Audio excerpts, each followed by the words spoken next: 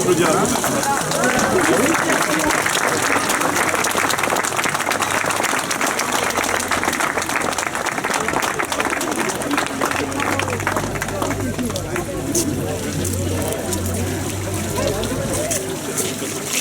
Arnaud, bien.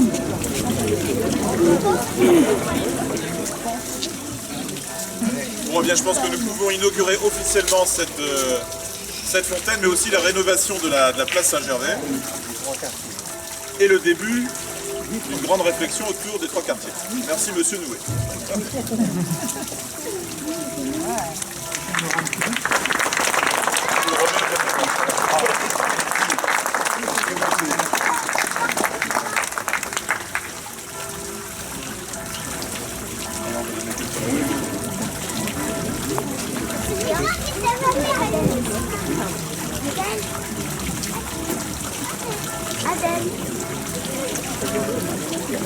L'occasion de cette inauguration. Donc tout d'abord, je voudrais vous remercier d'être venus aussi nombreux pour cet événement au cœur de la ville d'Avranches.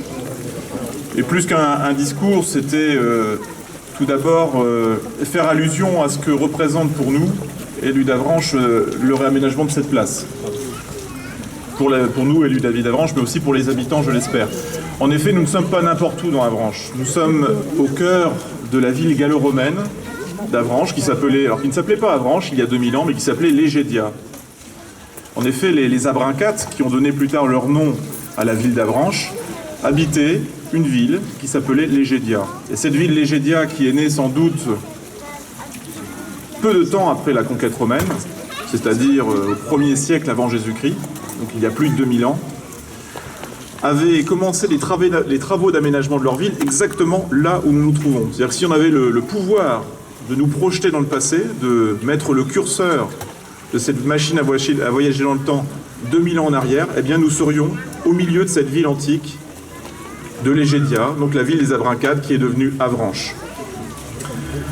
Et nous étions autrefois, exactement là où nous sommes, au cœur du forum. Le forum, dans toute ville antique, c'est la place publique, c'est là où la population se retrouve pour discuter, pour commercer, pour rendre la justice et surtout pour régler les affaires de la ville. Et c'est un peu l'équivalent de notre place de la mairie. Et au cœur de ce forum se trouvait la basilique qui était le grand bâtiment public où se réunissait la population, l'équivalent de notre hôtel de ville aujourd'hui. Alors Avranches a une histoire très riche, vous le savez.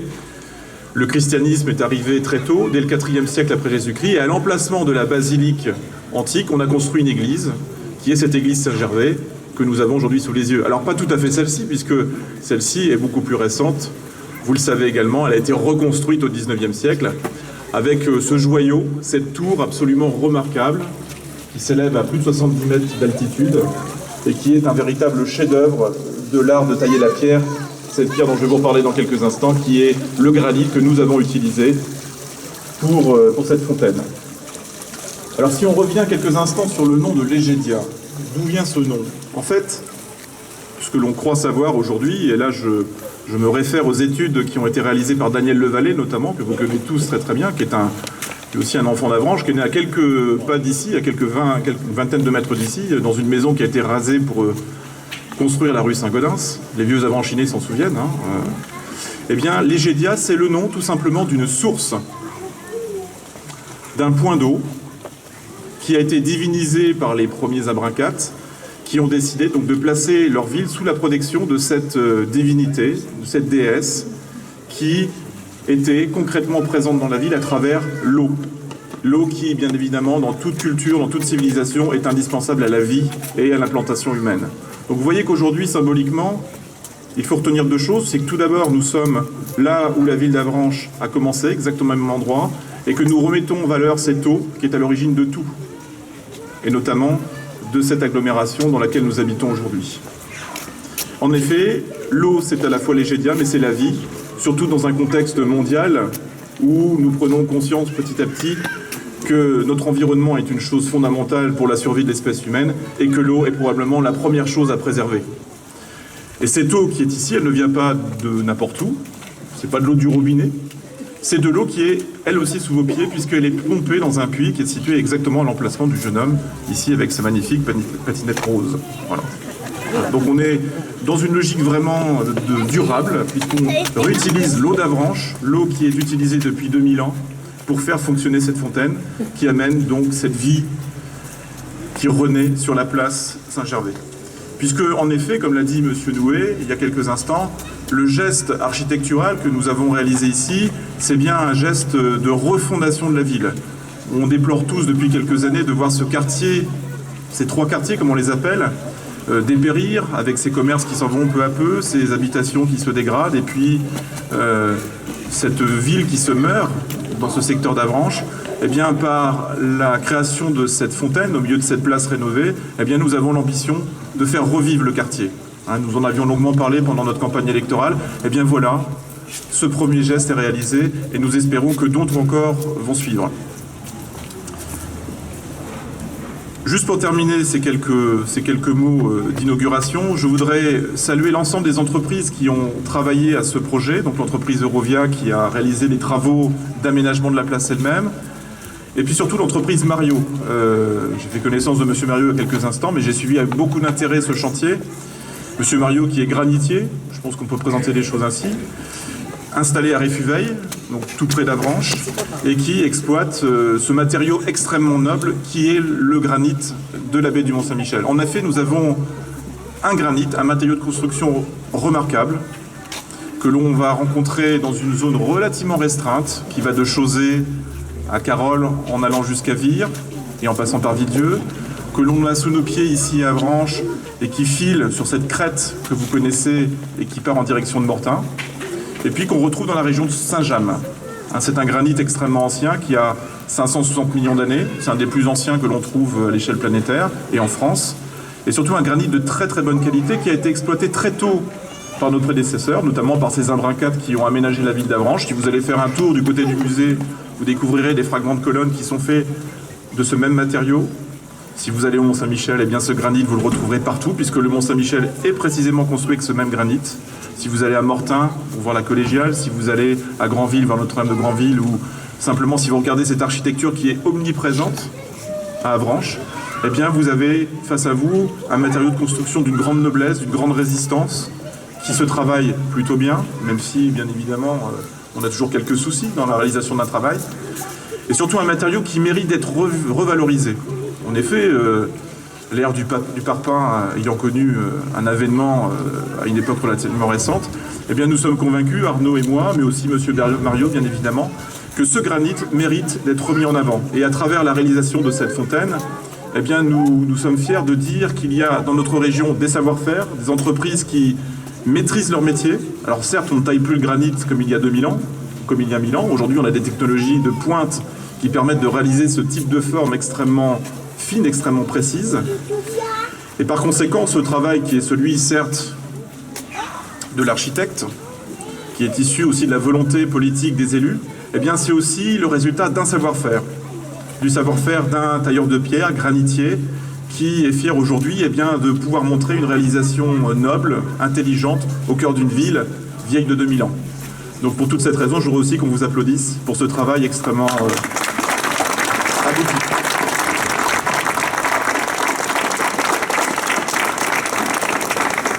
Alors pour n'oublier personne, j'ai un pense-bête parce que je veux remercier l'ensemble des entreprises qui ont travaillé ici.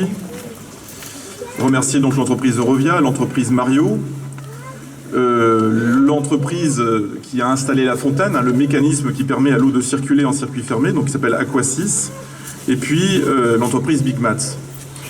Et puis l'entreprise principale que je veux remercier ce soir aussi, c'est l'entreprise Paquin, qui est ici présent, donc le cabinet d'architecte Arnaud Paquin. Alors ce qu'il faut savoir, c'est qu'Arnaud Paquin, il est d'Avranches, sa grand-mère habitait à 2 pas d'ici, rue Gendrin-du-Mesnil, et quand il parcourait le quartier, gamin, il passait ici, et je pense qu'à l'époque, tu ne t'imaginais pas un jour avoir l'opportunité de réaliser une fontaine comme celle-ci. Voilà. Et moi aussi, petit gamin, venant faire quelques emplettes avec ma maman dans la rue des Chapeliers, je ne m'imaginais pas me retrouver au milieu de vous tous ce soir. Voilà, donc merci Arnaud de nous avoir produit cette œuvre extrêmement intelligente parce qu'elle prend tout son sens dans une architecture complexe, dans un quartier complexe. Mais je vais te laisser la parole pour nous expliquer quel a été ton souhait en produisant ce petit bijou d'architecture et d'urbanisme. En tout cas, merci beaucoup.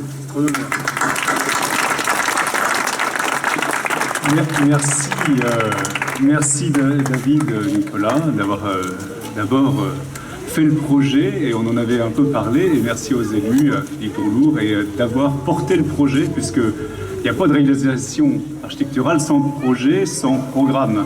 Et je suis très heureux que aujourd'hui, voilà, ce soit réalisé. Alors, je vais vous demander je suis désolé de prendre un tout petit peu de recul, c'est par rapport à la fontaine, juste parce qu'on va la décrire.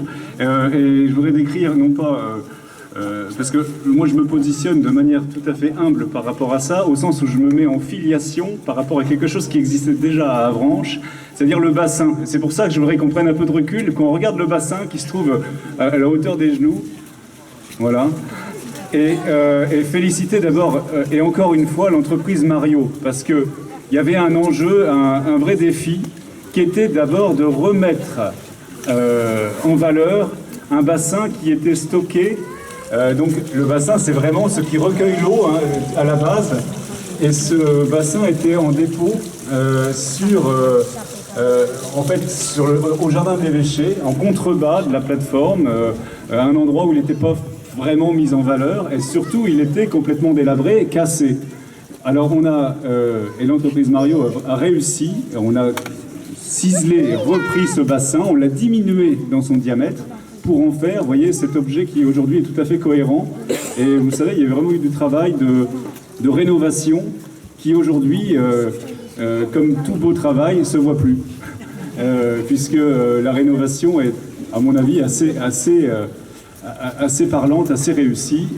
On a l'impression qu'il est dans sa forme originelle, et c'est une résurrection. D'abord ce bassin, et c'est un bassin historique qui a été conçu au début du 19e siècle, vers 1808. François Saint-James ici a retrouvé, c'est ça, 1808 1813, vous voyez. Alors, à 5 ans près, c'est bon. Et ça fait quasiment plus de 200 ans que ce bassin a été dessiné. Donc quand même, je vous dis filiation, et ça c'est important. 202 ans après, il revient à un autre endroit, mais il est d'un granit qui est le même que celui de Saint-Gervais, issu certainement des carrières de Sainte-Piance.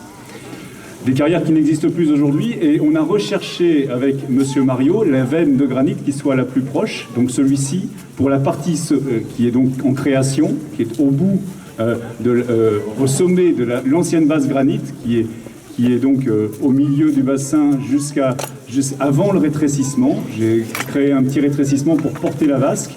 Là, on est sur un nouveau granit, un granit qui vient de Saint-James, extrêmement proche d'un point de vue géologique de celui de Sainte-Piance. Ensuite, il fallait donc mettre en valeur l'eau, parce qu'effectivement c'est un vrai trésor, et à Avranches c'est un des trésors d'Avranches, cette eau extrêmement pure. Alors vous voyez là, elle fonctionne, pour l'instant les filtres ne sont pas mis en place, vous voyez la qualité de l'eau, et il n'y a à mon avis pas forcément besoin de filtres. On est également en rodage, puisque la pompe en place actuellement n'est pas la pompe définitive, et on avait parlé lors de la création de cette fontaine d'une nappe d'eau qui ferait le tour. Alors je rassure ceux qui me posaient la question, est-ce que c'est le débit souhaité, etc. Pour l'instant, le débit, on commence doucement. La rénovation des trois quartiers commence doucement, et là on y va avec un petit jet. Et la pluie, qui à mon avis est déjà quelque chose d'assez agréable à regarder, pourra prendre un peu plus de force. Et la semaine prochaine, on aura une pompe définitive qui nous donnera toute la force au projet. Alors il y a un secret sur ce projet. Finalement, il y a un petit secret. Je me suis dit, mais vous savez, quand on fait quelque chose, on ne sait pas vraiment vers quoi on va tout de suite.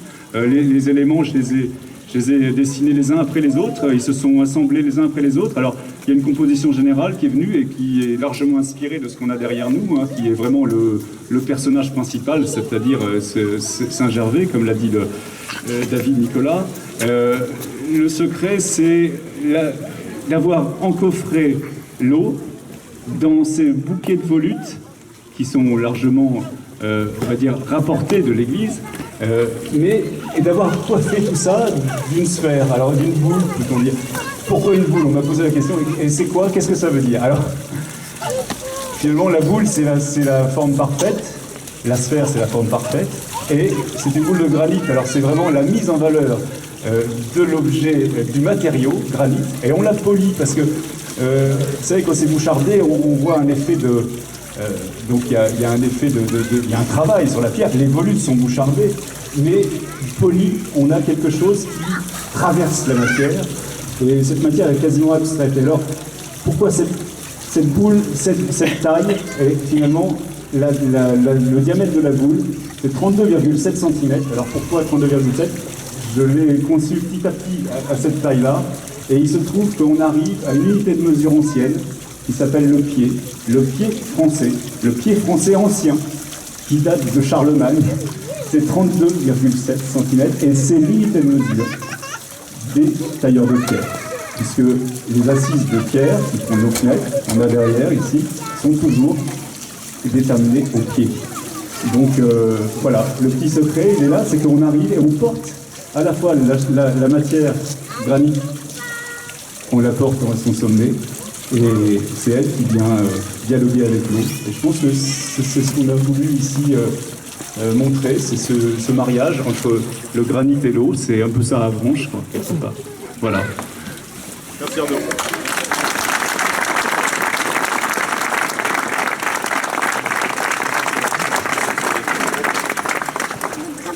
Eh bien écoutez, cette rapide prise de parole étant achevée, je vais pouvoir vous inviter à vous rapprocher du cidre chaud qui vous est offert. Mais avant de clore cette prise de parole, je voudrais aussi remercier l'ensemble des services techniques de la ville qui ont travaillé parfois dans l'urgence, mais de manière toujours très impliquée et motivée pour que ce projet arrive à son terme à la date souhaitée, c'est-à-dire juste avant les fêtes de Noël. Et d'ailleurs, à l'occasion, vous pouvez les applaudir. Puisque j'ai toujours le micro, j'en profite pour vous souhaiter à tous de très bonnes fêtes de fin d'année. Joyeux Noël, surtout. Et puis, n'hésitez pas à revenir ici avec vos amis et votre famille, de façon à montrer que ce quartier, petit à petit, renaît. Merci à tous.